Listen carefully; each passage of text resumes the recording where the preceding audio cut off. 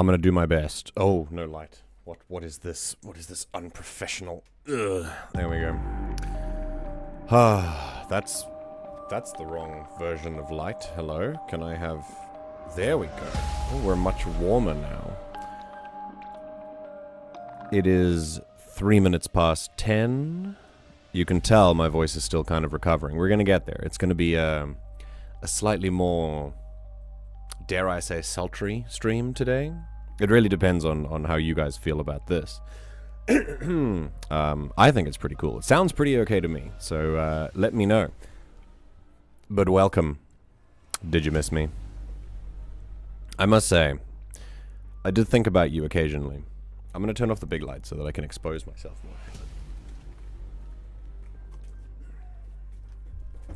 more. Ah, that's much better. We're going to keep this volume from...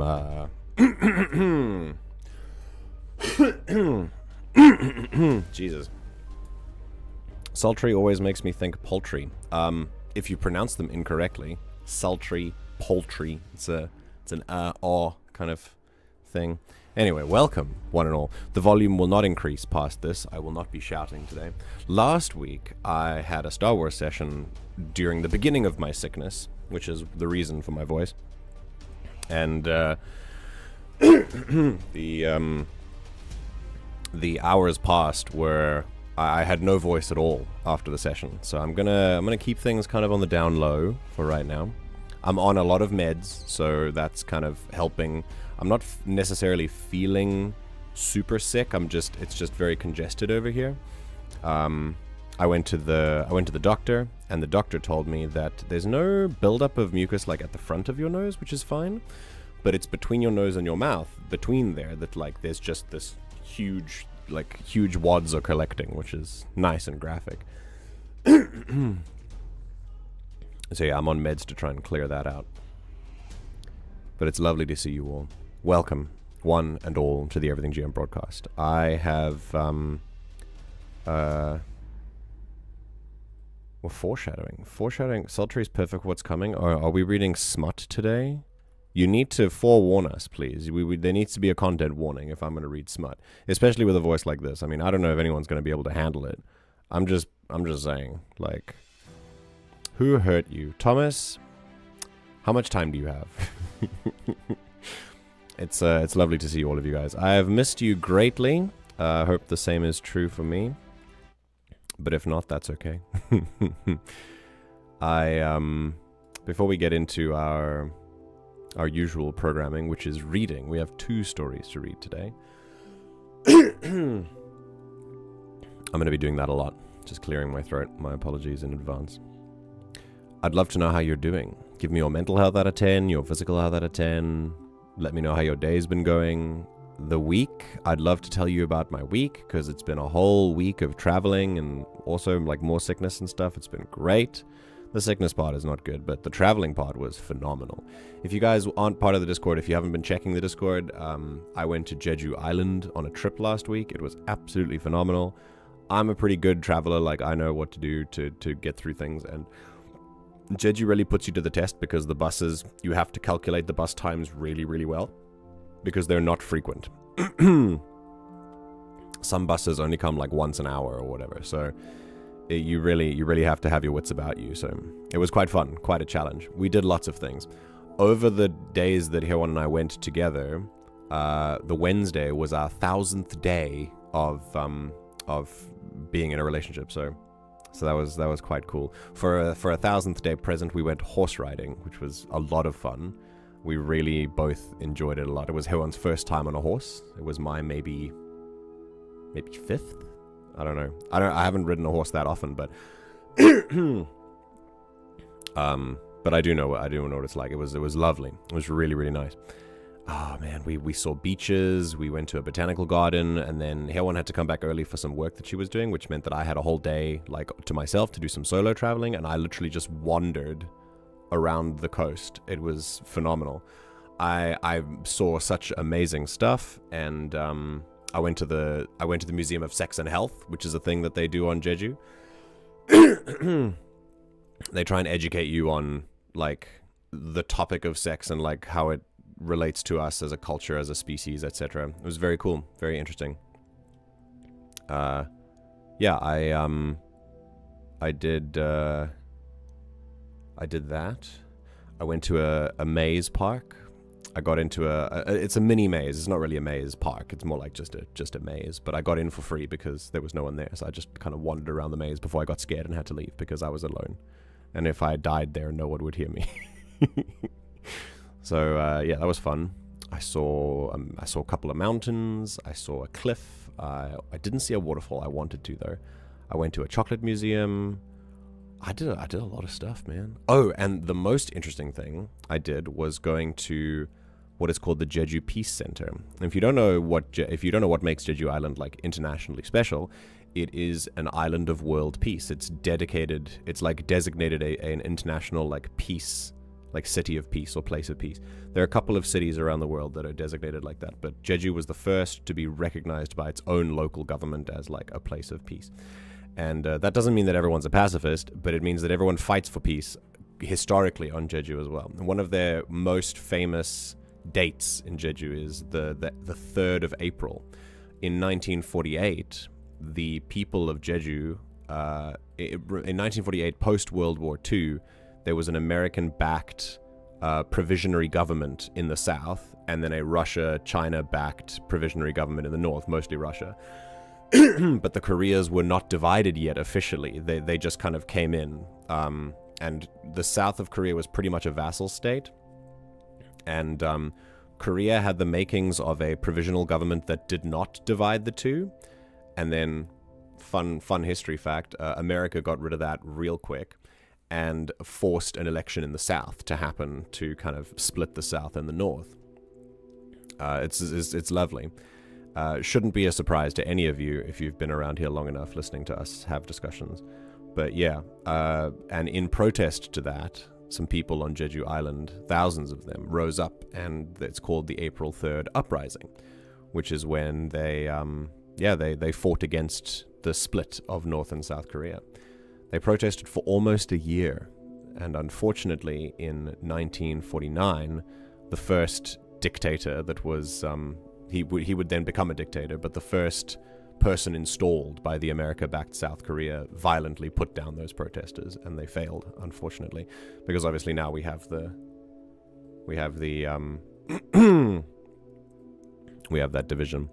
But yeah, I went to the Peace Center and I figured out like about how all that happened, and yeah, it was really cool. I had an amazing week, really good week, and then I came back and I got sick. But you know, such is life. It's fine. And we're going to go from here and go into some reading. But I'll first read about how you guys are doing. 10 out of 10 from Thomas. Amazing. Concluded theater concert. Yeah, I saw some pictures that you went to, like a Halloween concert that you went to, a Halloween-themed concert. I forgot the details, but it looked really nice. Off work today? I mean, that's any reason for a 10 out of 10. Been nerding out in the cyberpunk universe as I'm playing a one-shot in that setting tonight. We'll be playing as a trauma team. Cool. Enjoy that. I hope that that's really good. I hope that that goes really well. Awesome, dude. Also heavily congested out of 10, but I'm doing much better after a 12-hour nap. 12-hour nap? Huh? How congested were you? That's wild. Borth went well? What is Borth? Can you help me? Do you mean birth? Or did you give birth? Do you have a child now? What do you mean, Borth? A friend stopped by and dropped a lovely note. My bones decided to start aching yesterday, but it got a bit better already, so yay. My bones are aching, Annie. Storm's coming. That's just a Star Wars thing. Probably going to fall back to sleep because I'm exhausted mentally and physically. Well, so different from normal then. Oh, birthday. Right. It was your birthday recently. So wait. No, it's the 22nd. Is it your birthday today? Is it your birthday right now on stream? And you didn't remind... I asked you to remind me. I asked you to remind me. Every year I just kind of split into a different version of myself. Oh, okay. Okay. No, it was the 20th. Dude, you didn't... Did you remind me? Did I say happy birthday? Why wouldn't you... Why would you do this? Now I haven't... Now there's someone here that I haven't wished a happy birthday to. Shame. Shame. I wished happy birthday to 5'8". And even and they were the one who told me. I went and saw in another Discord that other people were saying happy birthday. So I was like, I'll just say it here as well. And now here we have another birthday that's gone by. And I've had no idea. God. Well, happy birthday. Thank you. There was no birthday message in the server today. Yes, I'm aware. Because Aracheesy didn't tell me that it was her birthday. You're lucky I'm not shouting today because my voice is gone.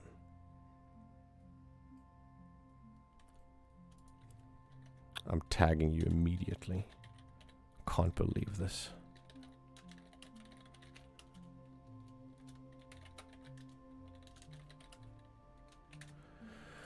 There you go. I'm looking for a... Give me a second. There we go. An appropriate cheering gif. God. Can't believe you would do this. These, I know you're not this type of person, but I know people. I know there's like a trend that someone will do where they'll be like, I'm not going to tell anyone it's my birthday, just to see who notices. As if I'm going to notice. I'm not saying you're that person. I'm just placing that on you now. But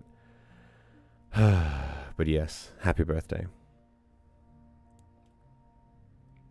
I hope that you enjoy the new version of yourself that you split into. Without further ado,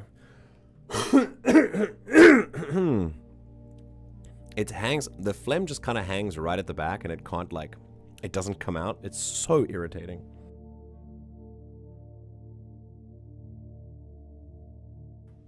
Damn it.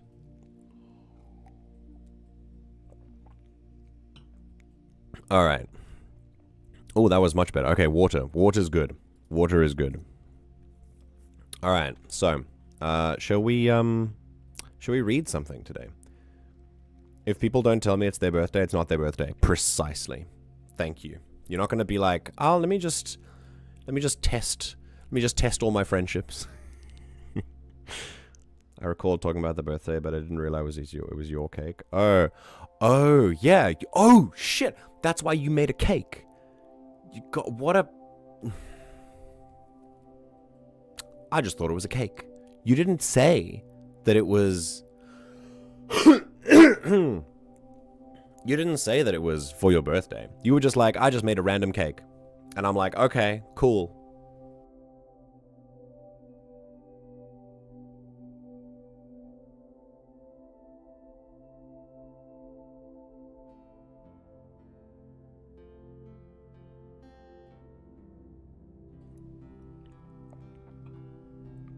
Are we bullying you? Good. It'll teach you to tell us that it's your birthday next year. Goes for everyone I know, my husband too. Okay, but I mean like, if it's... I know the birthdays of some people that I've known for a long time. But otherwise I use Facebook. My mom, dad, and sister, and here one. I know their birthdays. Everyone else I'm like... And maybe some random people as well. Like some random friends that I've had in my past. I remember what time... Like, I know that the 12th of November is the birthday of one of my high school friends and also one of my cousins because they have the same birthday. All right. Shall we do some reading? I bet MJ doesn't remember my birthday. Nope. Not even a little. It went in and out. You don't know where my birthday is though. So it's like what do you is this like, are we equally bad friends, or what is the trick here? I want to do some reading. We're gonna do some reading now. Here we go. Oh, that's YouTube. Hang on, there we go. I should have warned for the flashbang, unfortunately, but there you go. Now you've been flashbanged. Everything's fine. It wasn't even a month ago, dude. I wished you on your birthday, and then that's it. My duty is done. I don't have to remember it again until next year. All right, that's it. Facebook has a tendency of telling me too late, usually at 10 a.m. Yes, it is 10 a.m. in your time zone. It's 10 a.m. every day that, I see, I don't usually get out of bed before 10.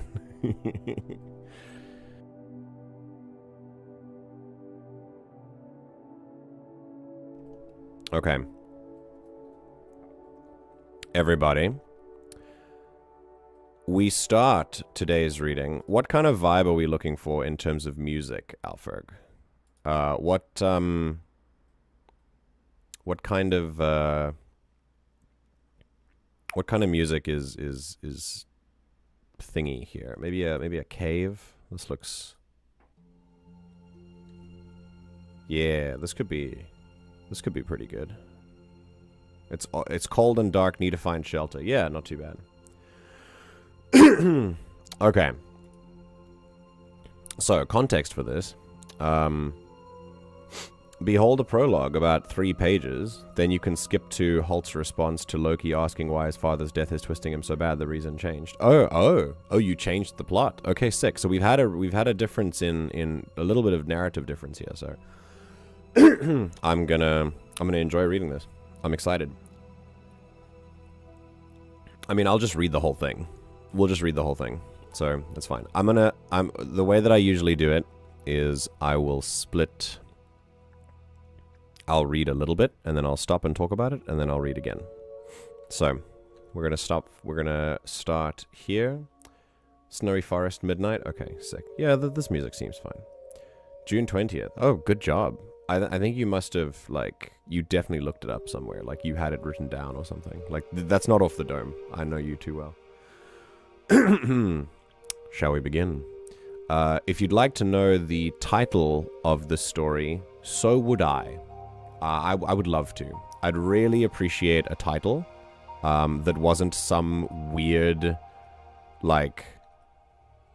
self-referential, quirky, non-title acronym. I think that would be awesome. I'd appreciate that a lot. I'm just teasing. But also, title your work, Alpherg. I beg of you. This is Alpherg's story, and this is the second time we're reading it. Here we go. Prologue. 5 years before present. Fuck. It's cold and dark. I need to find shelter quick. A teenaged Holt shivered, remembering his dad's training. He cursed himself for running away without a proper plan, but not wanting to go back, he continued walking. It was the middle of the night in the cold, snowy region of Ashafreya. Holt had managed to make it through the forest that covered most of the region. He neared the mountain range that made the border between Ashafreya and Noxlara. He wasn't sure why he chose this direction. After a few more minutes, Holt found a cave. He got an uneasy feeling as he moved closer, his hair trying to stand against his hood. Then he heard a loud chuff and froze. He turned and saw a boulder bear staring him down. Usually he was thankful for his crested gecko lineage that allowed him to see in the dark. However, he'd now rather not see what was about to come. Boulder bears have stone for claws and fur. Oh shit, that's cool. Often being mistaken for boulders while sleeping. That's about the only time you'd want to see one, as they aren't for being docile. The bear gave a low growl and then charged. Holt didn't have long to come up with a plan. He knew the chances of surviving this encounter were low. Too low. No time to run. No time to look around for something to fight back with.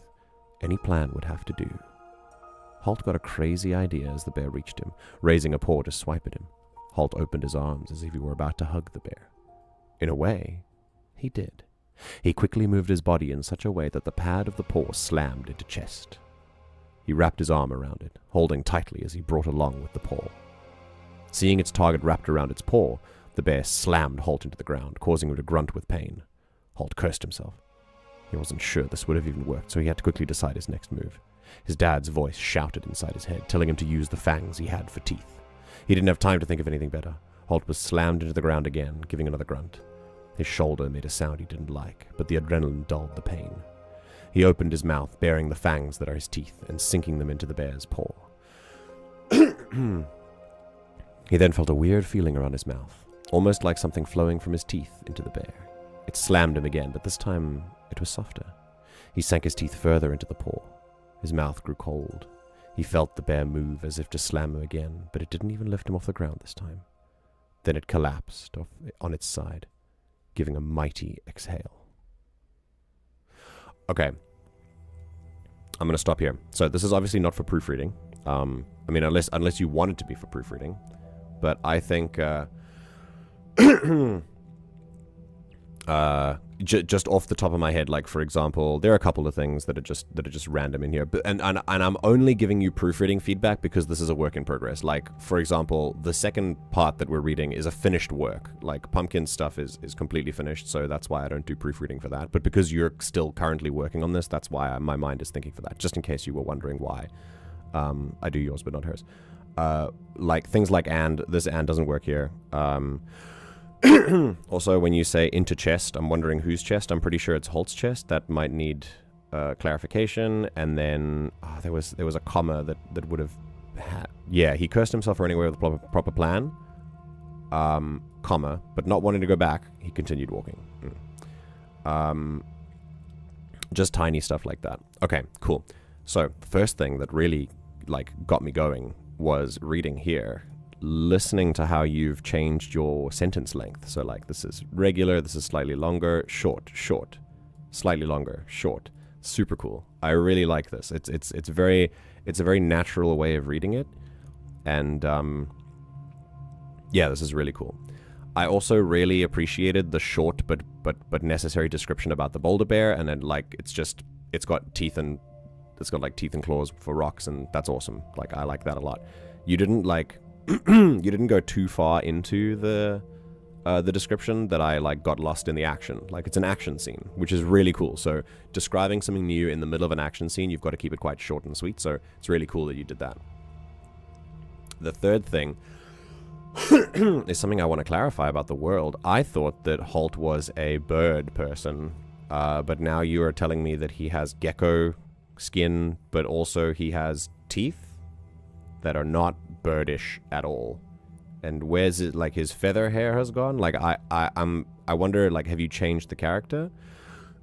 Or does he change when he's younger? Is he because he's teenaged, right? Interesting. Number 4, this is quite bold. Starting a story with a curse word. If you're looking to spread your story around to different people, please note that though I, and almost everyone in here I'm pretty sure, knows that curse words are simply words, it's still quite a strong word. And to start off with that, you've already shut off quite a lot of... you will definitely make...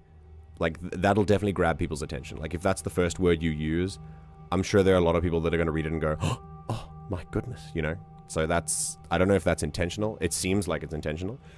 Not a bad thing or a good thing. It's just something that I pointed out. It's a bold choice. I've told you twice now he's a lizard. Wait, who? But you said he had feathers for hair. Who?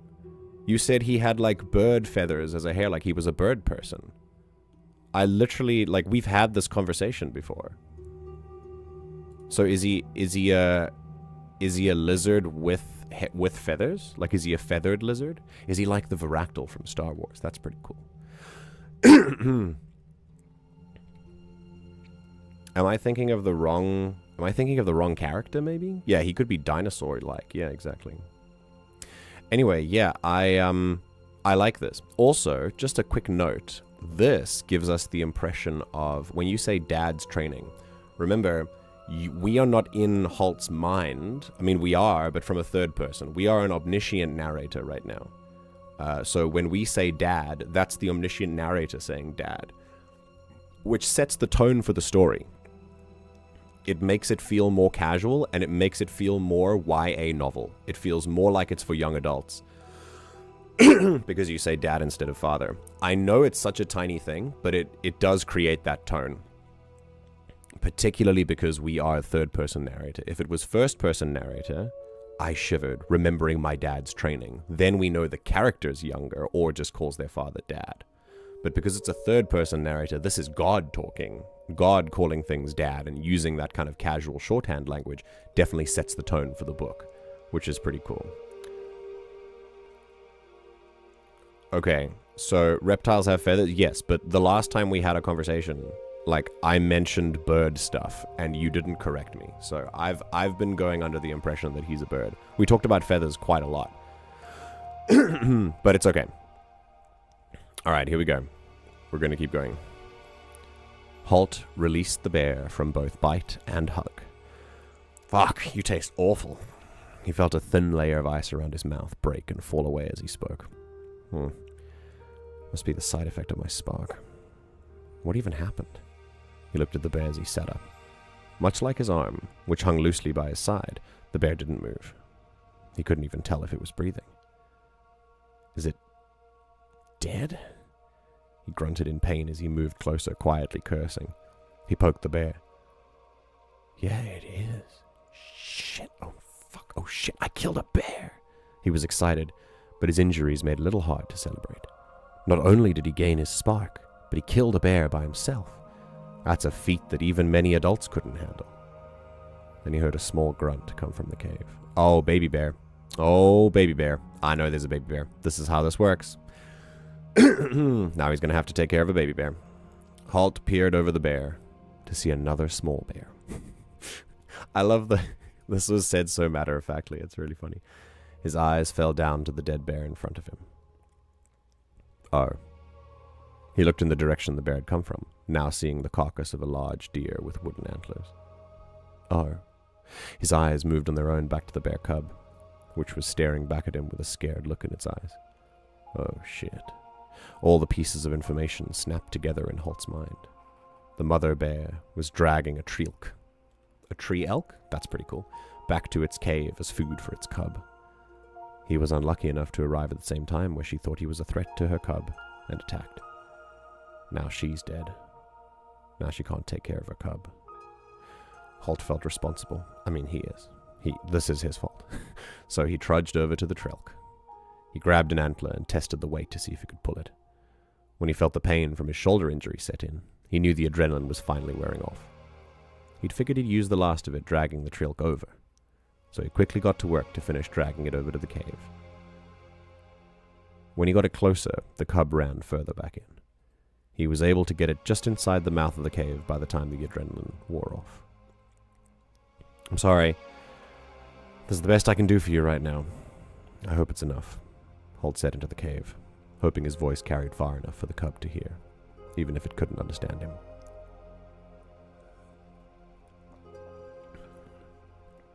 There's a place in description for keeping it simple, which I think is nice. You are very matter of fact with the way that you describe things, which I think is good. It doesn't well, I mean it's your style. It gives me it gives me a kind of it just kind of lets me know what's happening, and it leaves me to make up my own mind about what's going on. That's pretty cool. That's pretty cool. I also think that this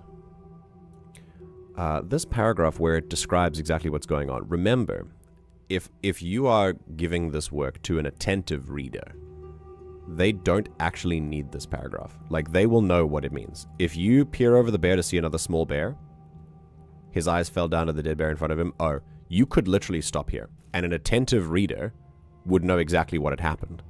So, I'm just letting you know, like, if readers are paying attention, it's really interesting that you don't have to explain it too much. But if you are marketing, or if you are giving it to, either I won't say younger readers, but like less attentive readers, which, because they aren't necessarily younger, they might need things like spelled out. Yeah, this is pretty cool. Yeah, very nice tone so far. I like it.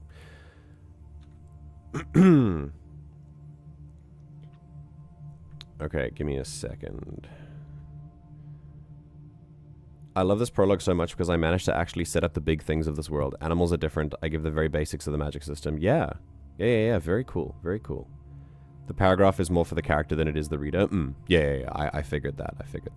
I'm glad you'd considered it. Yeah, that's awesome. It's cool to be self-aware while you're writing. I have, I had... there was something else. Oh yeah, the kind of spark that you've mentioned. Like, I all I know about the magic so far is this: he got a spark and it killed the bear. I don't really know what happened, so I have it in my mind. But if you wanted to tell me more about like what just happened, like if there was supposed to be there, it wasn't there. So I'm I'm just letting you know, like, all I know right now is that he now has something called a spark, and the spark helped him kill the bear. I don't really know how it happened, but it happened while he was biting. Like it's energy or something. Okay, we're gonna keep going. He walked away, still unsure where to go. He didn't make it far. The adrenaline had left his system, allowing him to feel both the cold air and agonizing pain in his shoulder. Oh, nice. I remember this. You asked for help about this.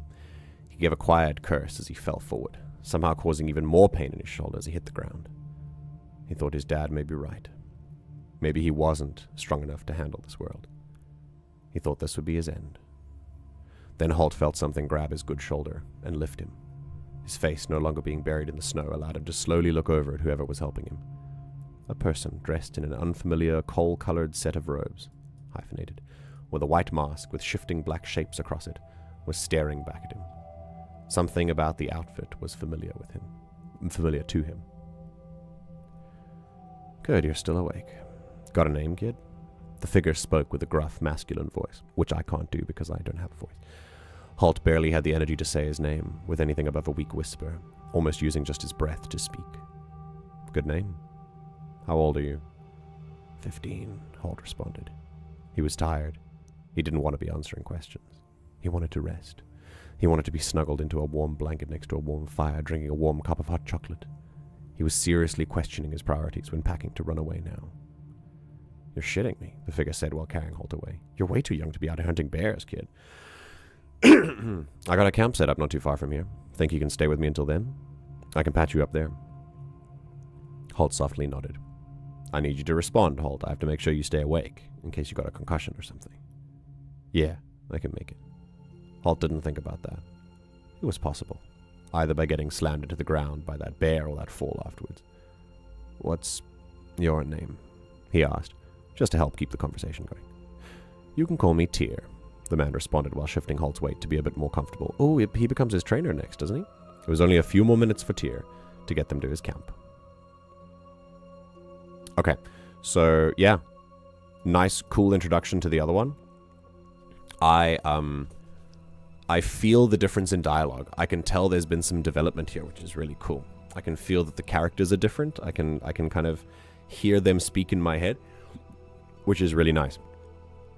The way the dialogue is written means that the characters have a little bit more diversity, which is awesome. Yeah, great job there. There's also something about... Let me work on descriptions with you for a second. Give me a... Yeah. When you've mentioned that he has pain in his shoulder, and then you say pain in his shoulder again, like the very next line, it can make the brain kind of go, like it's a little bit strange. So I think the key, and then again, I'm gonna keep that in your mind, and I'm gonna say it again. A person dressed in an unfamiliar coal-colored set of robes with a white mask with shifting black shapes across it was staring back at it. It's a bit of a confusing thing to read, especially when you have with twice, with no breaks in between, like no punctuation. These are very similar things. These are very similar things that can happen when you write. The point is to diversify your descriptions. That's it. It's really not a big issue. It's just a matter of diversification. That's all. Otherwise, this is solid. I'm enjoying this a lot. All right. I'm going to set you down and get a fire started real quick. Then I'll patch you up as best I can, Tyr told Holt, while gently setting him against a tree next to a small pile of wood. Tyr quickly used a tool to get it lit, allowing Holt a moment to enjoy its warmth. Tyr pulled a flashlight from his pack before moving to Holt. He forced his eyes open while shining the bright light into them. Well, so far no signs of concussions. Let's look at your shoulder. Let me know how bad this hurts, Tyr said while feeling around Holt's shoulder, causing the teen to groan loudly. That bad, huh? Sorry in advance for this, then. He's going to pop his shoulder back in. Nice. Cool. Very professional. If he traps nerves in there, his shoulder's like fucked. He quickly pulled on Holt's arm while hovering a hand over his shoulder. Holt was too busy groaning in pain to notice a black wrapping curl around his shoulder. Yeah. Tyr let go of his arm. The black wrapping held his shoulder in place. The pain slowly subsided. All right, get some rest. I can get you back to where you belong tomorrow. No, Holt looked towards the ground, feeling shame. I ran away from home.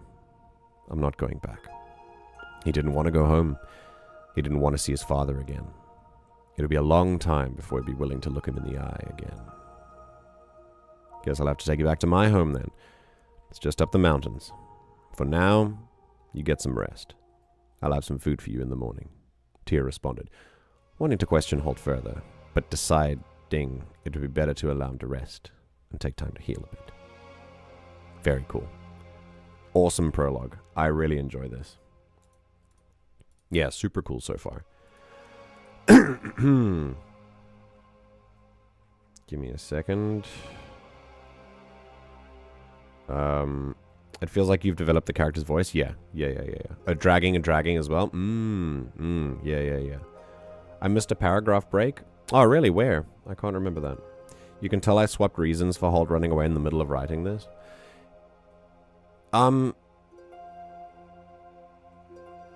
Yeah, really? I can't tell that. I mean, because I don't know the reasons. So maybe someone who knew the original would have been able to tell. But yeah, sometimes when you change plans halfway through, or when you redo a piece of writing later on, that's why proofreading is so important. You've got to make sure that the new narrative that you've created connects back to the old words that you've written. Yeah. I think this is really cool. I think your greatest strength so far has been the improvement to dialogue and the improvement to descriptions. Super cool. I really have. I was very easily immersed in this. This was very easy reading. So yeah, definitely kudos for that. And then I think the next step that you can take if you want this to evolve even further is to diversify your descriptions and diversify your uses of nouns and adjectives. Sometimes you don't have to use the same noun again. If we know they're talking about the shoulder, you can just say it instead, for example. So like, hovering a hand over shoulder, Holt was too busy groaning in pain to notice a black wrapping curl around it. Like, you don't have to say his shoulder anymore, you know? It's both for convenience and for comfort for the brain, for your reader's mind to not feel like they're reading the same sentence again. So that's what I mean by diversify. Either using different words, different language, or just omitting it entirely when necessary. Yeah, solid prologue, dude. Very cool. Good job. Okay, and then of course the log. Now I don't know if this is like, is that an actual, like, is that what we call it? Do we call it prologue, log, and epilogue, or are you just being shit-eating? Because, I mean, both are equally likely, I think. So you tell me. I don't know if it's an actual log. I actually don't know if we call the present day a log. I say in the moment where he falls, he thinks his dad may be right, and then say he feels shame when he thinks about having run away.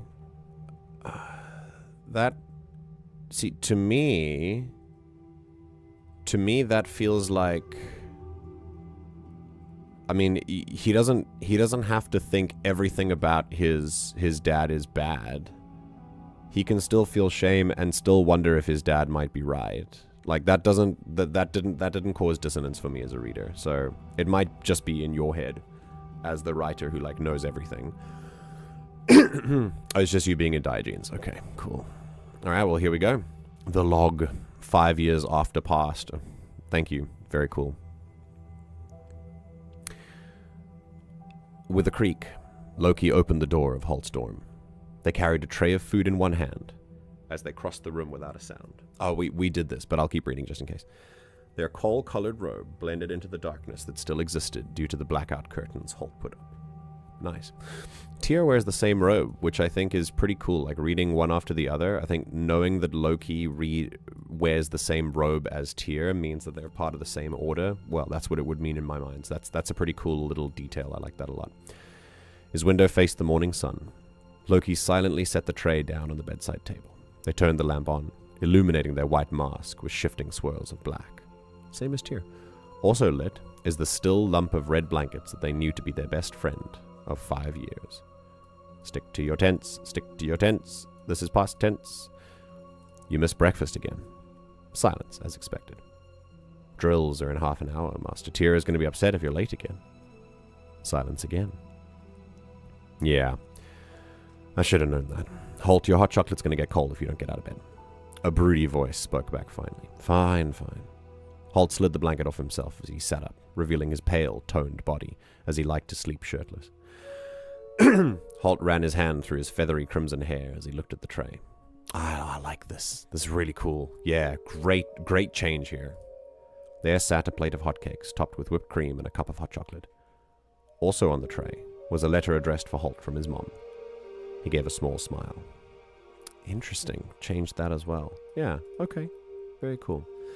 Listen, I don't know how, like, if they're training to fight, I don't know how healthy hotcakes and whipped cream and hot chocolate are, but if maybe they don't have to keep in good shape. Don't be late, otherwise Tyr will make you clean the stables, Loki said sternly before leaving Holt to eat his breakfast and read his letter.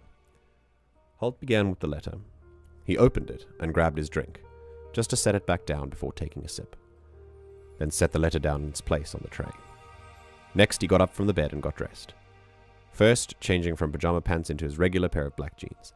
Then he slid his shirt on before finally getting his long red coat on and walking out the door. Oh, hang on, let me read that again. Then he slid his shirt on before finally getting his long red coat on and walking out the door. Okay, it's the word on again with on again that threw me off a little bit. That's it. The present continuous was perfectly executed. That was really good. Okay. Also, this whole series of paragraphs works much better now. I remember reading it before, and this is huge development. Really, really cool, dude. Holt made it to the combat drills on time. Master Tyr didn't say anything, feeling something was off, as Holt was rarely on time. Though he took whatever consequence came without complaint. Some of the class made quiet gossip between drills about his timeliness and lack of distractions. Wait. Why is he taking consequence? Why is he taking consequence but he was on time? He wasn't late. Why would a consequence come if he wasn't late? I'm a little confused. Anyway, I'll let you answer that in the chat. Some of the class made quiet gossip between drills about his timeliness and lack of distractions. Then break time came. While the rest of the class was glad to take a break, Holt didn't want to stop moving. So he walked over to the dummies used for sword drills. A ball of crackling red energy appeared in his hand, quickly forming into a sword made of crimson ice. Cool. He began his sword drills. Now Master Tyr knew something was wrong. Holt, it's break time. Give your body a rest. Thunk, thunk, thunk. Alright, what's going on?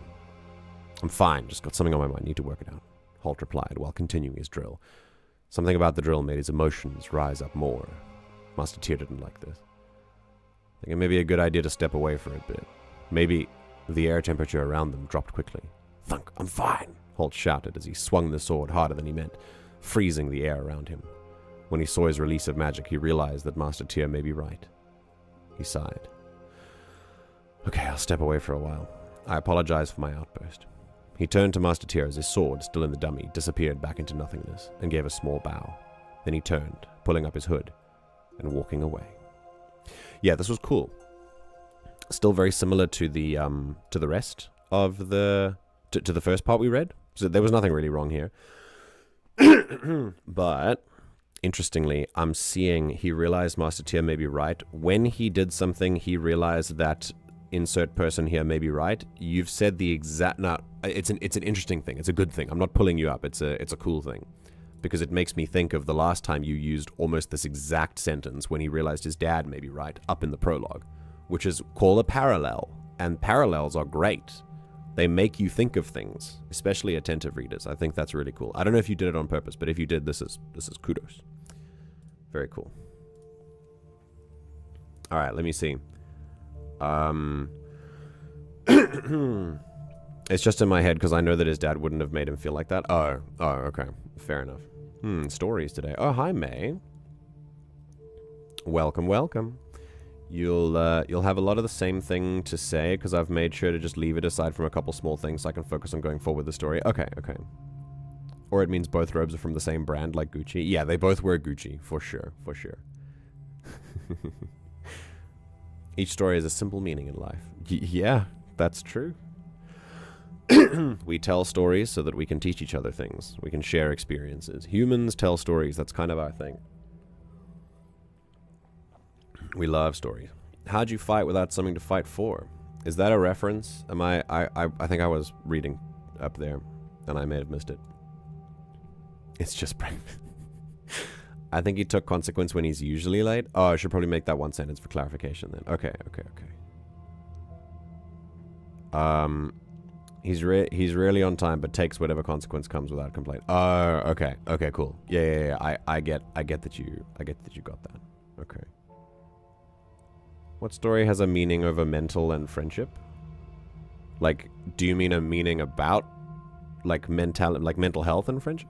Oh, there are lots of stories about that. None that I can think of off the top of my head, but I see. I'm sure Alpha can recommend you like a comic book or something. All right, here we go. Sometime later, Holt was seated on a ledge overlooking the mountain range that makes up the border between the regions of Ashafreya and Noxlara. So this is a great place to use present tense because it's current, like you're using a moment to describe what the mountain range is doing right now, which is cool. He sat there, smoking, thinking about the letter. He didn't hear Loki approach. That wasn't his fault, though. Loki walked silently across the snow. They made it into Holt's sight when getting to the edge, startling him as he looked over the edge. Edge. Diversify. Gods, Loki, don't startle the guy getting high on a mountain ledge. Loki didn't say anything. They just sat down, cross-legged with their staff, across their lap. If this is about what happened during drills, I don't want to talk about it.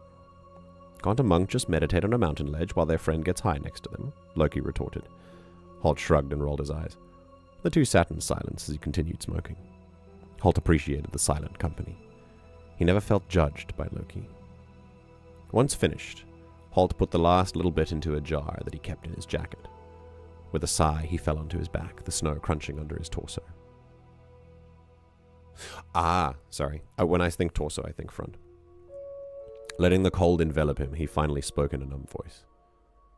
My dad died. Killed on the job. I'm gonna head home, help Ma with things. Loki listened intently. They remembered Holt ran away from home as a teen because his father pushed him so hard in training. Nothing was ever good enough. He always had to be better. Loki settled on a question. So what about your father's death has you so twisted? It was a simple question. A question Holt didn't want to answer. A question that would reveal just a bit too much of himself if he did. Yet he found himself answering anyway.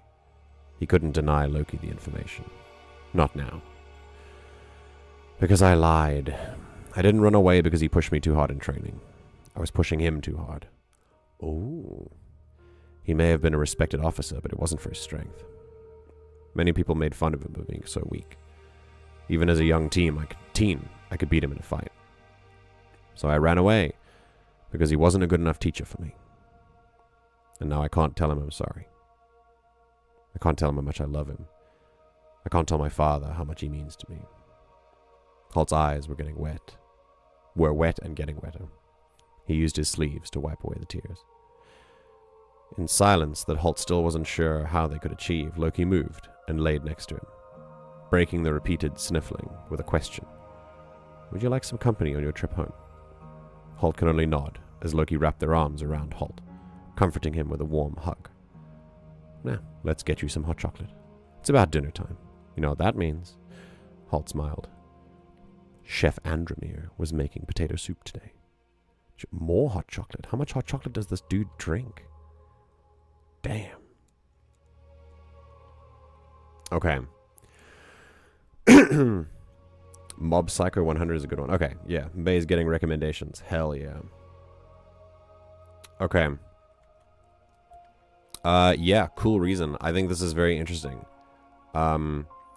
Being pushed hard as a child is a pretty commonly occurring issue. So it's interesting that you've kind of put a spin on that. Like maybe Holt is self-aware enough to know that that's common. So he's used that as the story because the truth he's more ashamed of. Interesting. I like that. It puts the character into a new dimension. Yeah. So I think it's a cool choice. Yeah. Hey, there's a break here. Thank you, Alpherg. I will I'll do that. I to be honest, if I'm an attentive reader, I'm already noticing there's a break because he's eaten a bowl of potato soup, so they're already having dinner time. So there's been a time skip. Yeah. Holt was already sitting, eating a bowl of potato soup by the time Loki arrived at the table. They gave a small smile that Holt couldn't see. He was too busy watching the people in the cafeteria. There was a birthday party. Golvaig turned old enough to drink, legally that is. The monks were a little loose on the laws they deemed silly. No one in Alpheria knew how to party quite like the monks. Excuse me, Alpherg? Excuse me, Alpherg? Alpheria? Alpherg?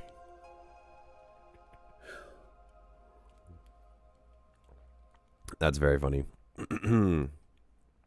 Loki took their seat at the table in the corner of the room. This was the same table they met Holt at. They both liked the corner table. You can have your back to the wall while seeing everyone in the room. Ah yes, two broody rogues. What are they gonna do? How do they brood together without outbrooding each other? Though today, the only person Loki is interested in is Holt. They were glad that Holt seemed more settled eating a bowl of soup. Everything is packed in the off-roader. We just have to finish up here. Yes, I had Chief Andromir set some soup aside for our trip. Loki broke the silence above the table. Not that it was very silent, with the chance for more alcohol to be poured. Thank you. I hope Sam is able to make it home. Ma really wanted to try it, Holt said quietly, watching the door open. He didn't like the energy of this newcomer. Loki, do you feel the same way I do? Unfortunately, I do. Let's not let Golvig's party get ruined, Loki said, placing their cup of coffee back on the tray and standing. Interesting, like, you've watched the door open, he didn't like the energy of this newcomer. This is the first time we've read about the newcomer, right? Yeah. Cool way to kind of introduce it. Yeah. Very casual. They both walked towards this new man. Another good thing about the corner table. They never see you coming. It's like two D&D rogues, man. It's great. Holt intercepted the man first, identifying him as Balder, who was in love with Golvaig. Loki snuck behind Balder, setting up to react if he would make any moves. Huh. Hey there, bud. You look like you could use a drink. Why don't you join me and my friend at our table? First 2 rounds on us. What do you say? Holt was hoping he'd take a hint and leave the party alone. Fate had other plans. Out of my way, Balder slurred, gesturing with a wave of his hand. Holt could smell the alcohol on his breath. Wasn't going to be easy to convince him to leave. She'll see. I'm so much better than Holt. Golvaig having a crush on Holt caught both Holt and Loki off guard. Both because they had no clue, and also because that means Balder doesn't recognize Holt. He's got a stupid face. In fact, it kind of looks kind of, a lot like yours. Wait a minute. It was that moment Holt decided to give the signal. He didn't want any kind of scene. Holt quickly placed a hand on Balder's mask where his mouth would be, quickly and safely freezing just his mouth shut while pushing him back. Oh shit. Loki crouched as he moved at Balder's legs. Oh, nice. He's going to push him over. Pushed him forward and up. They slid between the legs and twisted. In one swift motion, the pair had Balder gagged and in a carrying position. They carried the man out without bringing any attention to themselves. That was pretty cool. I like that.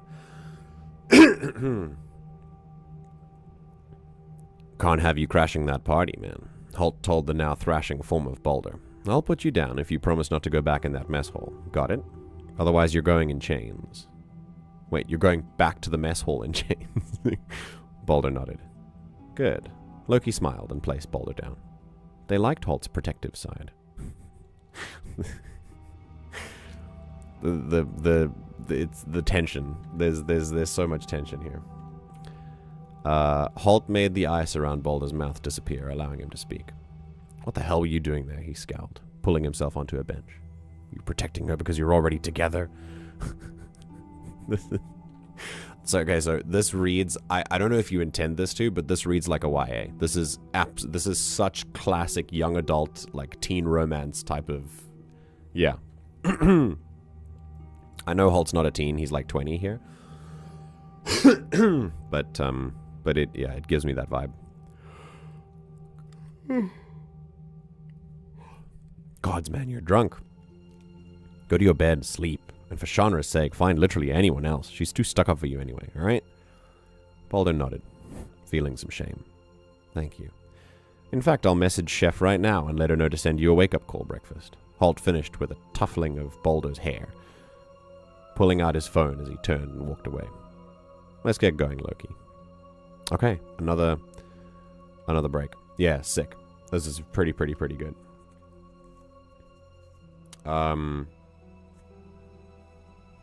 Not only that, but this is a moment generally this is a moment generally happening in late Act 2, early Act 3, but I brought it up front because I'm wanting to break rules. Oh, okay, cool. Alpheria is named for the giant space octopus that would cause the eventual creation. Yes. Good. Cool. Schoolyard tactics. So look, I think the one... I had a thought here and I've missed it. Yeah, there were some moments here that are a little bit confusing, and I think the reason why there might be a little bit of confusion is because I think there are too many moments where you write dialogue and then you don't mention who's speaking. Now we've talked about this. 90% of the time, I can tell who's speaking. If you're paying attention, you can tell who's speaking. But sometimes it's not clear. And then, if it's not clear, I have to spend extra time thinking about who's speaking first.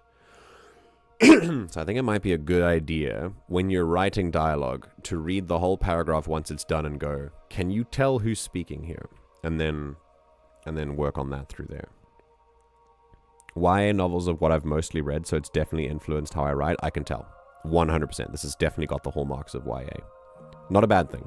As I've said many times, these are not good or bad things, these are just things. Okay. Here we go. This is a really good length story as well. I like that there's, we haven't ended on a stupid cliffhanger yet. Well, the night is young. The monk and their best friend made it a short distance from the base of the mountain range before trouble. A tree had fallen across the trail, and the trees were too dense to take the off-roader around. Excuse me. Keep an eye out, Holt said as he popped the door open. As he stepped up to the tree, a rustling came from nearby. Well, what do we have here? An unknown voice spoke. From the bush emerged... Wait for it. Turtle Bandit.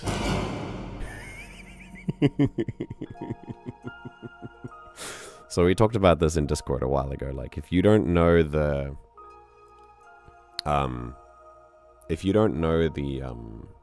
name of something, or if you don't want to interrupt your flow, so you just keep going. Just put it in brackets. You'll come back to it later.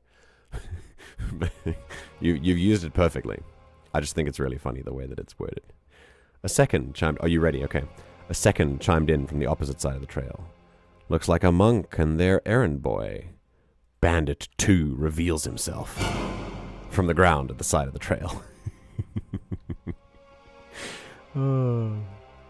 Another voice spoke, coming from behind the fallen tree. Don't move if you know what's good for you. A third bandit hopped onto the log, revealing herself to be a bird elf with beautiful blue feathers decorating her body. Cool. I like that. Yeah.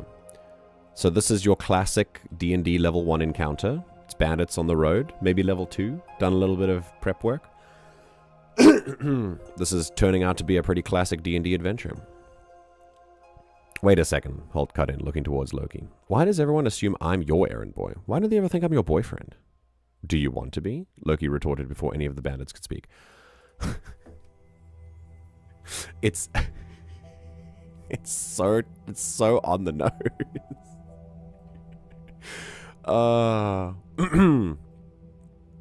Sorry, there's a bet I don't want to lose. The goddess of the monastery had a very obvious infatuation with Loki. Obvious to everyone except Loki, that is. Wow, a goddess? God damn. Before Loki had a chance to ask for clarification, the boss of this group took their chance to talk. Shut it. Who's the boss? Bandit 1, Bandit 2, or Bandit 3? Now hand over your valuables, or my friends here will have to do a forceful acquisition. Holt had one word to say. No. That was enough of a signal for the two bandits to make their move. Holt heard stone cobbled together as the large bandit ran at him. He didn't turn as he caught the rock-covered fist with one hand, inches from his face. Oh, earthbending. Nice. A crackle came from behind and he twisted, using the arm of the bandit to shield himself from the blast of electricity. The blast shattered both armor, silver warning, and arm. Finishing his twist, Holt slammed an open palm into the rock-covered bandit's chest, blasting him with ice magic. The bandit was launched, freezing him in place where he landed. Holt spun and crouched, dodging 2 more blasts of lightning magic as he swung an arm towards the bird bandit. He quickly created an ice dagger and threw it straight into her neck, causing her to fall behind the log. The way this sequence is done is really cool. I'm following the action quite well, so that's awesome. You're doing great. What I think is interesting is that it's reminding me of the way that we used to emote in my high school / university, like Star Wars The Old Republic roleplay days. Like, this is definitely a series of emotes that would not be out of place there. It's really, really interesting. While Holt's fight happened, Loki had their own problems. The first bandit to show themselves ran at the vehicle that Loki still occupied, a short sword forming in his hand. You need a comma here if you're going to use present continuous. It's still part of the same sentence. Otherwise, you say formed, ed. He launches himself at Loki, stick to your tents, who responds by sliding into the shadows beneath the dash of the off-roader and coming out of the shadow of a nearby tree. The bandit looked around confused, only to see a black object enter their view before their vision goes away. Loki turned to halt in time to watch the bird elf fall behind the log. Cool. Okay, so you've kind of... You've reminded us this is all happening at the same time, which is really nice. I like that. Also, stick to your tents. You better not have gotten any blood on that seat, otherwise you're driving for the rest of the trip, Holt said, as Loki pulled a solid black dagger from the bandit's head. They checked the seat as they pulled the body from the vehicle, giving a thumbs up to signal it was clear of blood. Holt nodded and turned back to the tree blocking their path. He held his hand before gesturing in an upward motion. A pillar of ice formed under one end of the log, lifting it to form an arch. Jeez, he can lift up a tree? Jesus. These dudes are strong. This also revealed that the bird elf Holt had thrown a knife into was still clinging to life. Holt walked up to her, a pit growing in his stomach. I'm sorry, it's no excuse, but I've usually got better aim. Jesus, sorry I didn't kill you. That's great. The woman stared up at her would-be killer, listening to his apology as her blood continued to pour over her neck. Then she saw a flash of light and a painless piercing of her chest. Then nothing.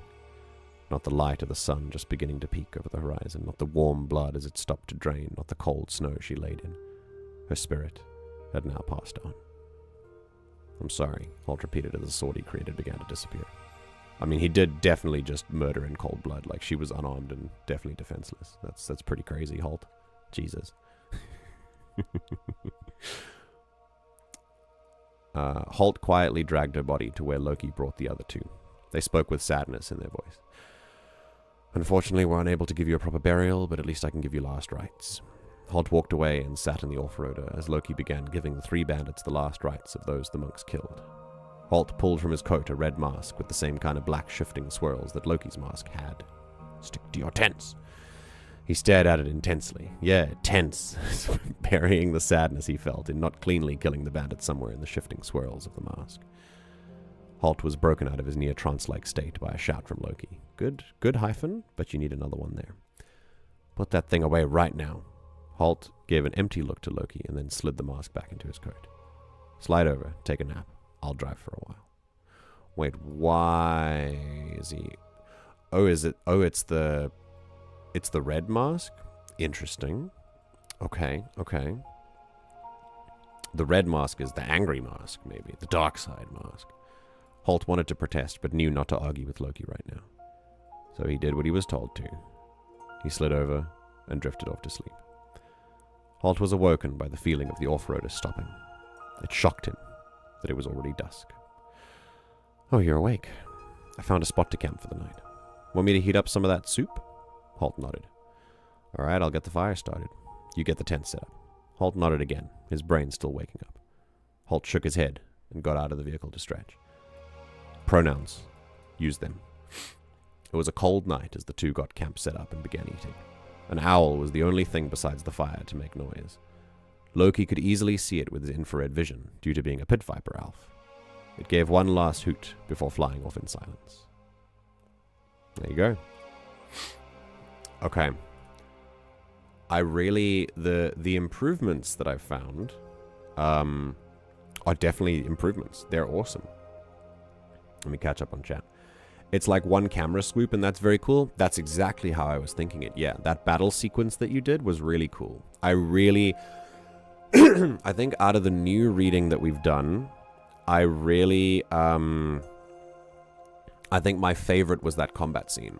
It was a really cool... Like, I've never seen you write combat before or action scenes, so I think that was really awesome. The way that you kind of... You let the camera kind of move towards Holt, move towards spinning on the bandit, and then throwing a knife, and then the camera follows the knife as well. It's like a long action take, you know, like one long take. I thought that was great. That was really, really cool. So great job on that. The rest, the dialogue feels nice, especially in the prologue. I thought the prologue dialogue was probably the best. I think your descriptions have been shown off a little bit more, which is really cool too. I feel like this story is very... The vibe that I'm getting is it feels like I've got blinders on. Like every now and then you take them off to show me like this mountain connects with this mountain, but only once, and then you don't say it again. So it's kind of like... I kind of feel like I'm watching the story like this. You know what I mean? Like, there doesn't appear to be any long, like, there's no long shot. Which, if it's your intention, then you've been successful. But that's the feeling I'm getting. I feel like I'm watching the story like that. Like it's just Holt and Loki. And then, you know, like Tyr and Balder every now and then. I don't know any of the other characters because you only mention them by name. You don't really talk about like what kind of qualities they have or anything like that, except for Balder and that he was drunk. But yeah, a lot of it is left to my own imagination, which is cool. The next steps you can take, either when you improve upon this or if you go and write something else, if you keep the story going, I suggest 3 things. Number 1, diversify your descriptions. Use different words for things. Go to a thesaurus and go read a couple of words from there. That can really help you. There's an online thesaurus called... Well, I have a bookmark here for it. It's not here though. It's here. It's called One Look Thesaurus. onelook.com. ONELOOK. It can really help you think of like different ways to phrase things. That would be number 1, diversify. Number 2, tense. Please stick to your tense. There was one moment where you actually did it correctly. Like you changed the tense and it actually still made sense, which was really cool. I like that.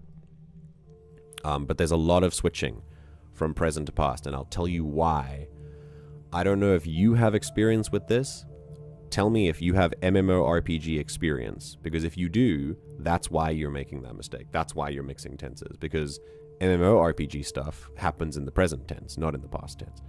So if you suddenly engage with that part of your brain that does MMORPG emotes, like emote battles and stuff, or casual RP emotes as well, then you can kind of fall accidentally into that present tense state. But you've got to remember the tense that you're writing in, because it definitely takes the reader out. That's the second thing. And the third thing, I actually can't remember.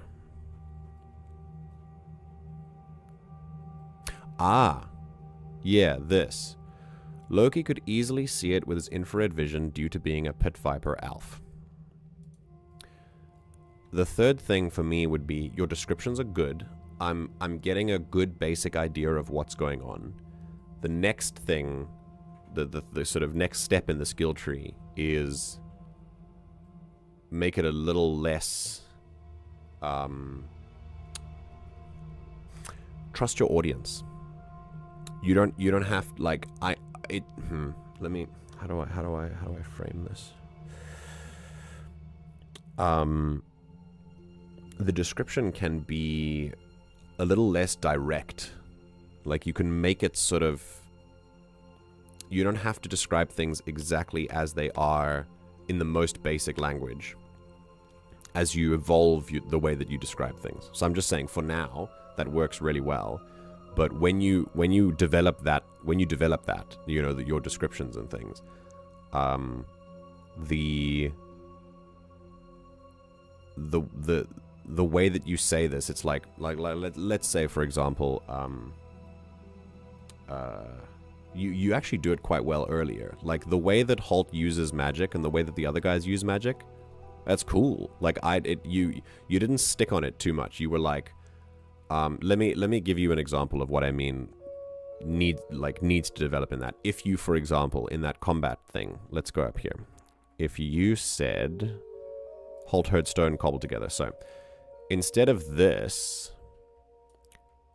let's say if you said the large bandit, who was a stone mage and could bend stone to their will, took some stone and put it around their hand so that it was much stronger and more durable. Like that kind of description. This is perfect. But that kind of description is like it can be a little more flowery, you know what I mean? So that's the third thing. Yeah, but I've really enjoyed this. This was really, really, really cool. Read that again. It's the pillar of ice lifting it. No, I read it, but like, it seems like he's really strong making a pillar of ice that can lift a tree. You know, like unless he doesn't have to try very hard to create ice that can lift up a tree. Like, I don't know how the energy ratio works with magic in this world. But yeah, that's from my Discord RP days. See, I know that breed of human, because I was one too.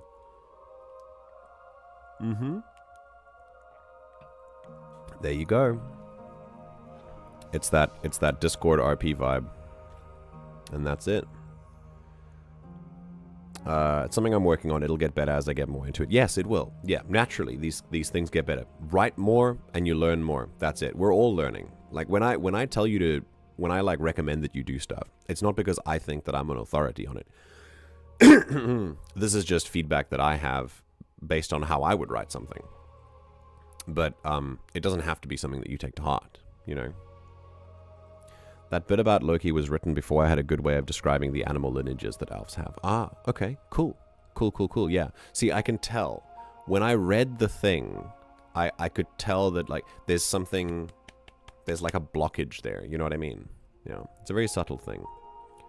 It is presently the only way I really know how to describe things unless I'm in a state of flow. Yeah, I get it. I get that.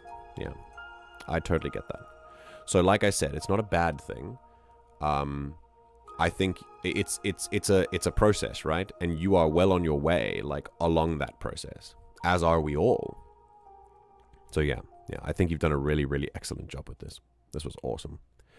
Like I said, my favorite part was still the combat. Super cool action sequence. Loved that, like, long take.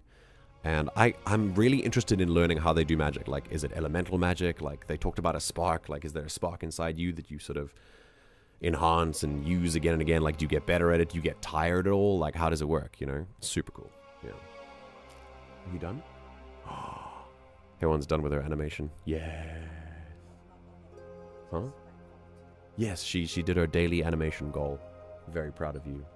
You did great. Go, Hair One. Go take a rest. Oh my god, it's cold. Okay. So yeah, great job, Alfred. That was awesome. Very, very cool. Alrighty. For the last thing that I'm going to do, we're going to move to a slightly different story, which is a little bit better. The screen, the sort of the screen is not a flashbang. It's better than Google Docs. This is, of course, thegordian.com. We are delving once more into a pumpkin story.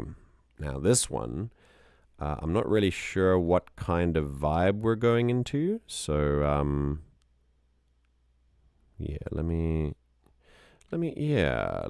go.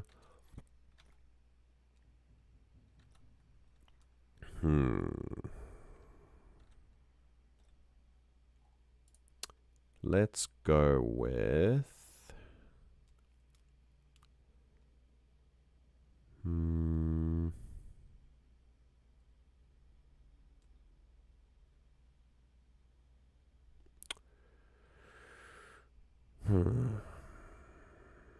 Wilds. Could do.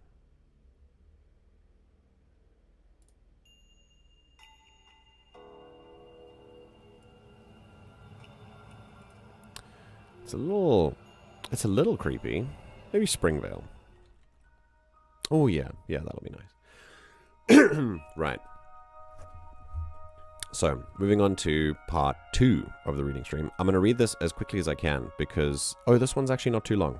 Oh, this one's actually not long at all. That's great.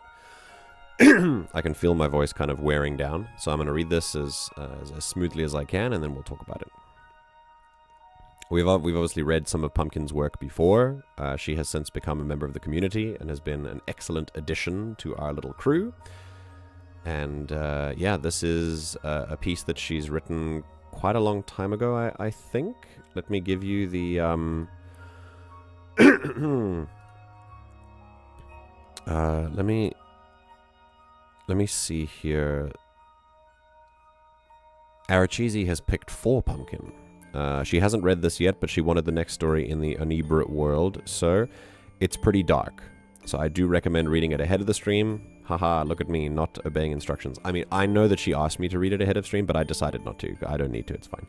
In case it's not suitable for the channel. I will give you a warning beforehand, yeah, that's fine. I have less depressing options available if need be. Okay, well, we're going to read about something potentially depressing. So, there'll be a content warning for this. It's called The Smell of Chemicals, so I think maybe drug use or substance abuse, so yeah, watch out for that. Maybe there's a bit of violence, I'm not really sure, but depressive themes like mental health stuff, so there'll be a content warning for that. So if you're not feeling up to it right now, then feel free to click away. Come back later. Without further ado, be glad I went back over the prologue and post-fight with bandits because it was all like 3 to 4 line paragraphs. Oh boy.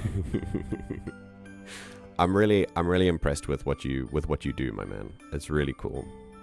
Yeah, keep writing. You're doing a really great job. And with that, my friends, let's move back to... Yeah, this is a little bit weirder. Let's go to the...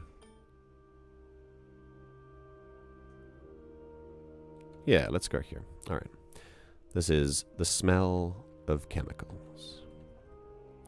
This is a preview chapter for the sake of entertainment and feedback. It is unedited, has a rogue placeholder in it, and the rest of the story will not appear on this website for at least a year. Proceed with caution. Okay, good to know. Thanks, Pumpkin. The first thing I noticed back then was the smell. The smell of fire.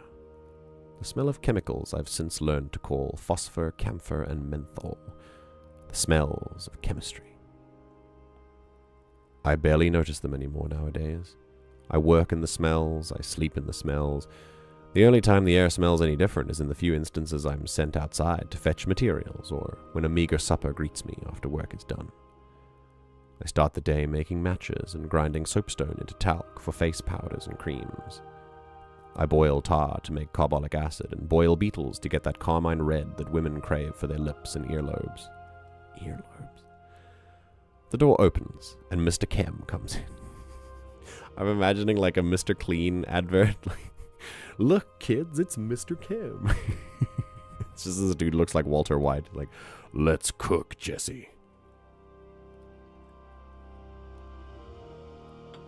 He's holding a box that jingles as he sets it down on the workbench. There's a batch of cough syrup on the stove that has been simmering all night. Should be ready to bottle by now. Yes, sir.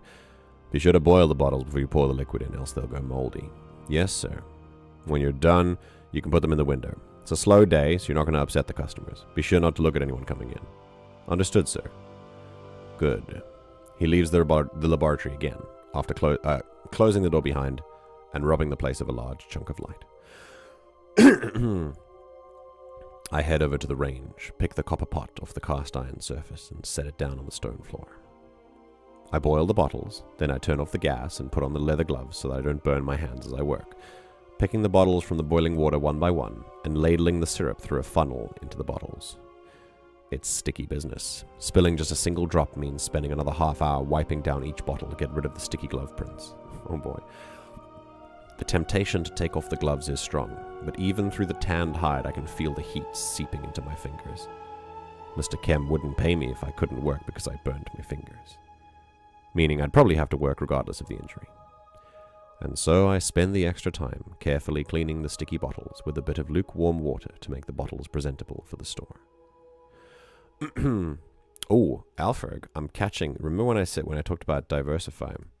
You can, instead of the bottles, when I said like you can just use a pronoun instead of the same subject again, yeah, you can just say them. In fact, it makes, like I've said before, the attentive reader will say, oh, we've said bottles twice in a very short time, you know? So like replacing this with them is probably a little smoother. It's such a tiny thing, but yeah. I pull open a drawer and pick out string and pre-written labels that say, Chem's Smooth Cough Syrup. After tying a label around each neck, I put the bottles into a basket lined with wool, then take a breath and go out into the store. So, I don't believe in nitpicking. So when just by the way, like very often, I will pick up on something that is so tiny. If it happens once, then I'm very likely to just, like, who cares? I'm here for the story. You know, I'm not here to pick apart a grammar error or something. But if it happens a couple times, then I'll just be like, this is happening a few times. Just, like, watch that. Because then it's a pattern, right? It's not just, like, a typo or anything. Because, again, I'm not a proofreader. And when I analyze media, I don't really believe in nitpicking. I think splitting hairs is very unproductive. The only reason I brought that tiny thing up there is because I've just been talking about it. So it's cool that we get to talk about it again in another author's stuff. Okay, let me talk about the thing that is the strongest here. This is when looking at a story like this is a really good thing. It's so effective. It's a really, really strong point of the story that we literally exist in this tiny little room that this person is in, working for Mr. Chem and making his cough syrup, right? Cooking his meth. And the cool part is that usually when you focus down on something, you're supposed to give it a lot of details so that it doesn't feel like empty. And this is exactly what has happened here. This is a writer who you can tell has done the research beforehand and who has really taken time to put in details of what's going on. Like, for example, phosphor, camphor, and menthol. Like, she's literally she's gone into what makes this ingredient, like what makes the stuff, like the ingredients. She's done over the whole process, right? And that's really good because it fills this teeny tiny little space with stuff to entertain me as a reader, to entertain us as listeners, which is really, really good. So I think really this is something to take note as a writer, is that if you are zooming in on a particular thing, you've got to come with details. You've got to show the reader that you know what you're talking about. You've got to show the reader that you are aware of the little minutia in here. You don't have to talk about all the minutia. We're not Tolkien, but you should at least cover it a little bit, you know. Otherwise, if it's just like I work to make cough syrup, and then I mix the chemicals, and you keep it very vague, then the reader starts to suspect, do you know what you're talking about here? Like, do you know what's happening? And then it can work against you if the area that you're telling the story in is too small and too limited. So this is very cool. I really like the turn of phrase. The turn of phrase is really one of my... I think one of Pumpkin's strongest points is like the way that she can turn a phrase and like use these shorter sentences. The way that this is the way that you can repeat words for like narrative effect. Like, I work in the smells, I sleep in the smells. It's like the person is sort of reciting this in their own head, you know? It's really cool. It's really cool.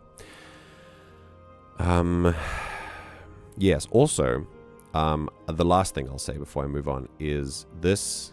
Once again, we are dealing with center-aligned work, and I still haven't asked Pumpkin why she does it like this. I wonder if, like, it's very clearly a stylistic choice, and it's very interesting how it reads. Like, I'm reading it in a completely different way that I would read a regular book, you know? So I think it's really cool. Like, it makes it unique. But I wonder why. Yeah. You also hit enter at the end of almost every sentence, which is also a choice, you know? Like, yeah, it's a little unusual, but I like it. Yeah. Okay. Here we go. The store is bright and colorful, nothing like the laboratory behind it, with gorgeous posters lining the walls advertising pills, powders, and drafts. Quickly, good things come in threes. If you want to describe things, if you want to make a list, if you want to make a point, if you're discussing something with someone and you want to make your point by using examples, use 3. Describe 3 things. Good things come in threes. It's the rule of... It's like... Not the comedy rule of threes, but there's a writing rule of 3 as well. It's really, really effective. Yeah. The windows are big and covered in golden curls and lettering. It doesn't smell like chemicals here. It smells like soaps and perfumes. It's nice. There are no customers in, so I can walk around without anybody staring at me. Mr. Kem is sitting behind the cash register. I believe Mrs. Kem is out buying supplies. This... This is such a tiny thing, but just so you know, VOD Pumpkin, Mrs. is with a U over here. I walk to the display covered in cherubs and pine branches. I pull the bottles from my basket one by one and set them down carefully. Then the bell above the door rings cheerfully, and I freeze. The footsteps behind me sound heavy but relaxed, like the owner of the feet is taking their sweet time. This is a really... turn of phrase. Yeah, lovely way to describe that. Gulliver, my friend, how's the wife? The man's voice sounds cheerful at first, but there's a coldness hidden underneath. She's not here at the moment, but she's well, Mr. Kem responds. I never knew his first name was Gulliver. Gulliver Kem. Very cool. Good. And my money? The cold season is coming up. We'll have your money by next month. You said that last month. But we always turn a tidy profit in month. Wait. Trust me, we always turn a tidy profit in month.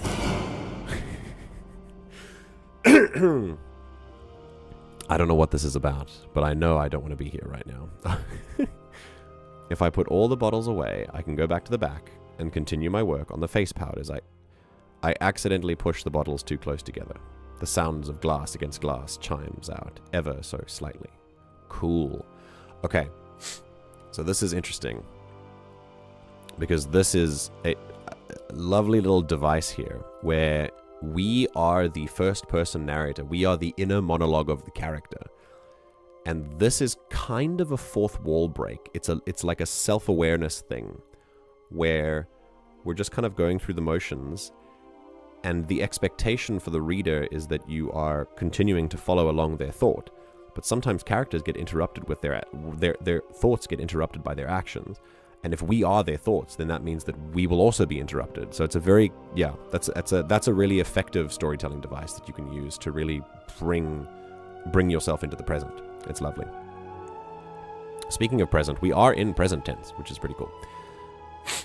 I can feel a pair of eyes burning in the back of my neck. I didn't know you had a kid. Oh, he's not my child. He's an apprentice. How long has he been here? About 2 years. Good worker? Yes, very obedient. My shoulders are shaking. Please stop talking about me. Please just let me go back to the laboratory. Good. I'll remit your debt and take him on instead. Oh, shit. Jesus. My stomach drops. I think I'm about to be sick. What? Oh, with all due respect, what? He's just a boy, sir. Oh, good. Mr. Kim wouldn't just throw me away like that. Mr. Kim, your debt is 152 lodies and 72 lodettes. Of course, the feminized one is a less a lesser currency than the non-feminized one. God, pumpkin, this is so disappointing. I'm very kidding. You have been on my debt list for over a year, and I'm offering you a chance for a fresh start, a way to be rid of all that nastiness.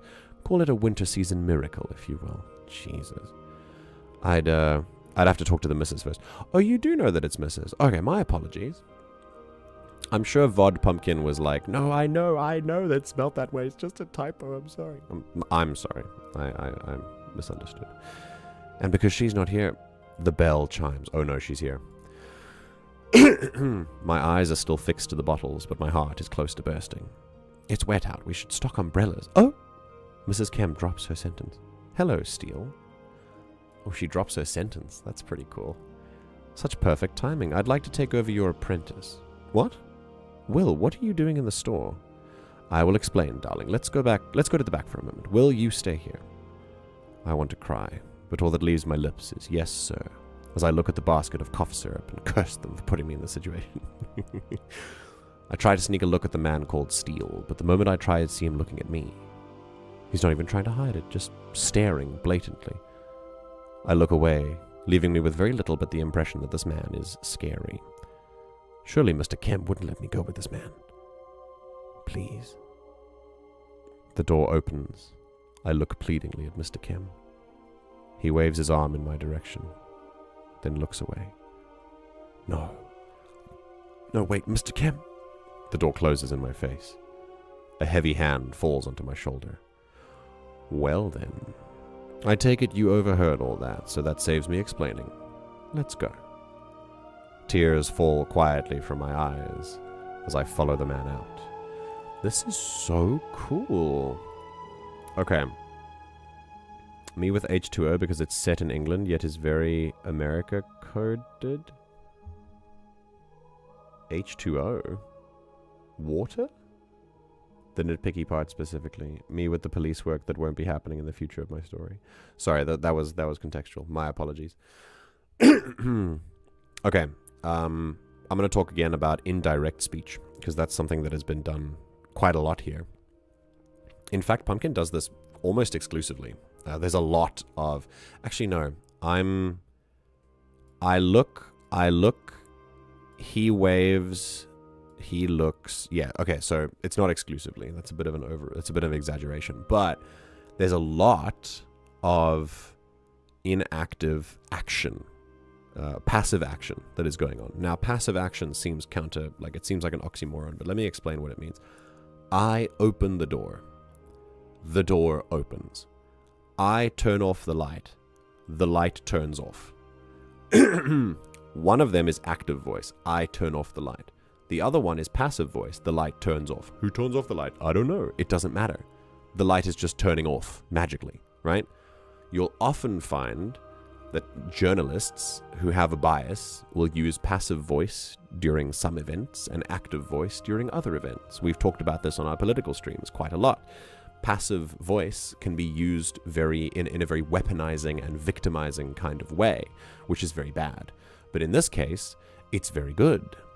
The bad way is like, for example, if there's an event that happens in the world and people have died and people have been killed, if you have a bias against those people, you will say that they died instead of that they were murdered, for example. But for the other side, you will say that, people killed other people, but no, these people died. And it's kind of, it shows how you think about different groups of people. That's the bad way you can use passive voice. A good way you can use passive voice is like this. The door closes in my face. Now, Mr. Kem is the one who closed the door, but we're not going to mention that it was him, right? And then a heavy hand falls onto my shoulder. Whose hand is it? Of course we know whose it is. But it's used in passive voice to show a disconnect, to show we are inside Will's mind, and Will is not focusing on bigger details. He's focusing on what's happening in his immediate vicinity, which I think is really cool. Yeah, that's awesome. Outside, it's cold, and the air smells like soot and rain. The hand on my shoulder guides me down the street. Maybe I can run. Run where to? Back to the pharmacy? Back to the orphanage? I don't think I'm welcome in either anymore. Winter is coming in. Could I even survive out on the street? Through the rain, we leave the city and head onward to the docks. Are we taking a boat? Is he not from here? Is he a sailor or a pirate? Supplying stolen goods to the shops around the city. But then why take on a scrawny kid like me? I'm not a sailor. I'll die out there. I need to run. We stop in front of a warehouse. This is cool because it's following a very natural lines of questioning. Each question that follows is a natural follow-on from the question that came before. They're not questions that come from all over the place. It's just like it's the way that minds would usually think about it. The way that you can do this quite effectively is when you are writing it, you can literally pretend that you are the character and be like, what would I think about? How would I think about this? What's the order of my questions? It's really cool. We stop in front of a warehouse. It looks dilapidated. The window is boarded up, and the door is kept shut with a heavy metal chain.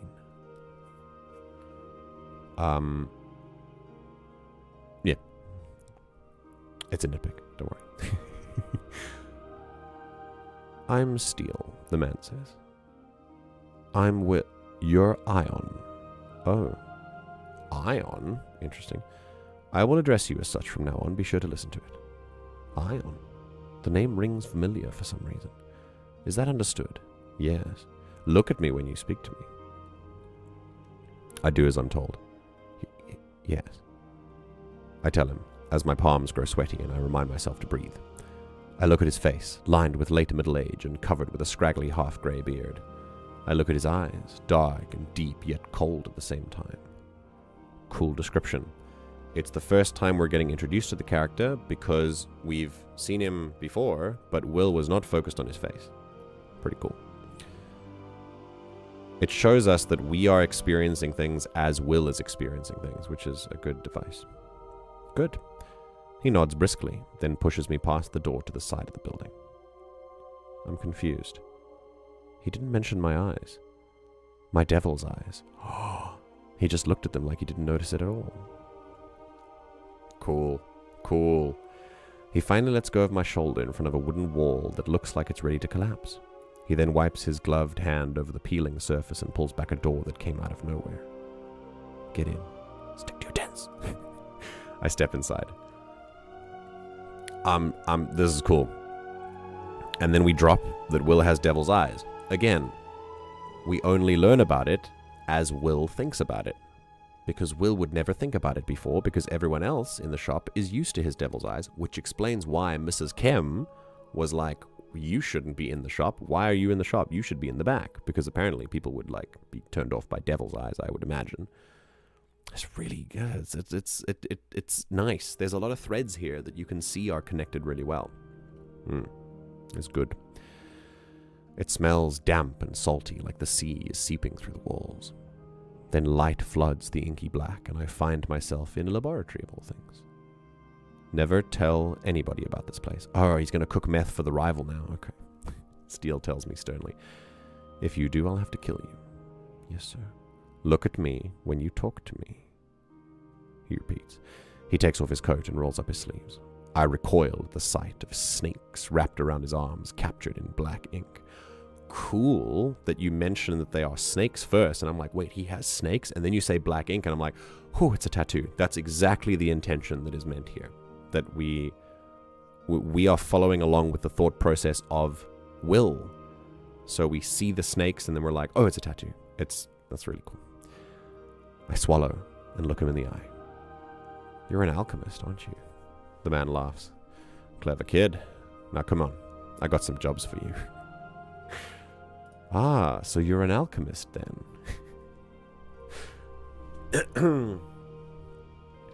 A little bit of this and a little bit of that. Some may call this junk. Me, I call them treasures. Very good.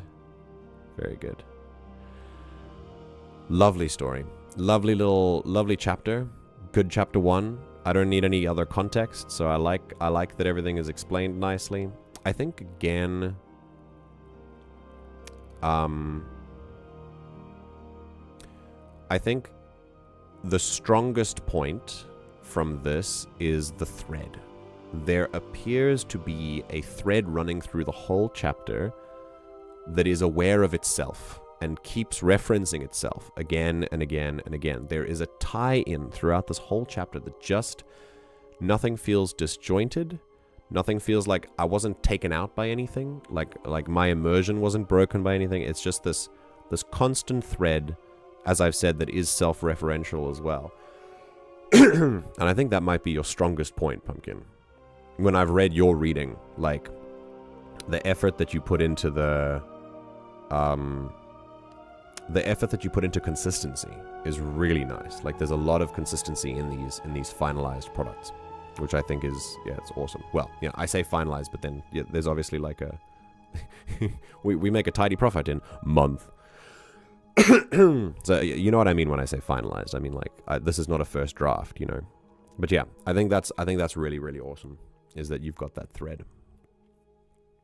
I also like that you've clearly put enough thought into this to put real details into things, like the ingredients that make up the cough syrup that this guy is cooking. Like that's really cool. I like that there's enough details there as well. Nothing is vague without purpose. I like that the descriptions come in. You also understand what the narrative, like what the narrator is. So if it's a first person, like character perspective narrator, like if it's the protagonist's inner monologue, then it will be limited in the knowledge that it has. It will also be limited in the things that it's looking at, and the things that it's experiencing and sensing and stuff. And you are aware of that style of narrating as well, which is really good. That's also another strong point. And I also like that, that also, as I've said before, that means that we are only aware of things as a reader, a new person coming into this, when Will thinks about them. But that means that you've put enough events in this chapter to stimulate the right thoughts for Will, so that they feel naturally appropriate for him to think about, but are very helpful for us to see for the first time. Like his devil's eyes. You have put an event in our place where the alchemist that just took Will away didn't notice his devil's eyes. And that's something that Will would think about. Like, why is he not noticing these? And we're like, wait, he has devil's eyes? That's what I mean. Like, the event was put in place so that we could learn about devil's eyes, but it wasn't forced in there. It was Will's natural thinking process. That's what makes it really strong. So I like that a lot as well. Really, really cool.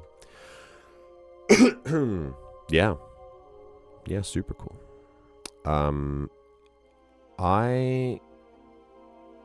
I find it interesting that, I mean, obviously we know a lot about Will in his internal monologue, but on the outside, he doesn't say, he says almost nothing. He says, yes, sir, understood, no wait, and that's it. I think that's pretty cool. It's a pretty cool way to introduce a character.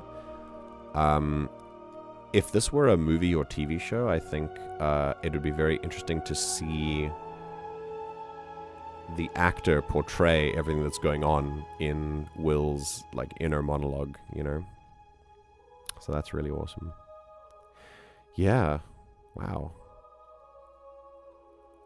As I said, because this is not a draft, I'm not gonna I attack different for lack of a better word, attack. I attack different writings from different perspectives, as you can all see. When I read certain things, I give different types of feedback based on what stage the writing is in.